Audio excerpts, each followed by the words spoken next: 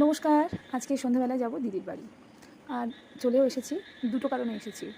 এক, পিস্তুত দিদির সঙ্গে দেখা করার জন্য, আর আরেকটা হলো, আরেকটা পরেই বলবো। তো এখন দিদি এখানে চিকেন রান্না করছে। রাত্রে হবে গরম গরম চিকেনের ঝোল আর ভাত। আর যতক্ষণ রান্না না হয় ততক্ষণ আমরা একটু মিহিদানা খেয়ে নিই।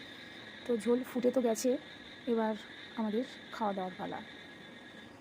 আমাদের খাওয়া দাওয়া কমপ্লিট। আমরা কিছু জিনিস দেখবো, দেখে গল্প করতে করতে ঘুমাবো।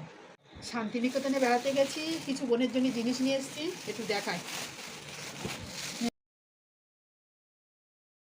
ব্যাগটা দেখেছেন সবাই। এবার দুটো কুর্তি এনেছি তোর জন্যে, দেখ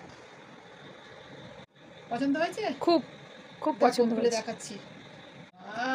কি দারুণ, ভালো লাগছে না তোকে? খুব খুব খুব খুব ভালো লাগছে। শেষ নয়, আর একটা আছে, কই দেখাও।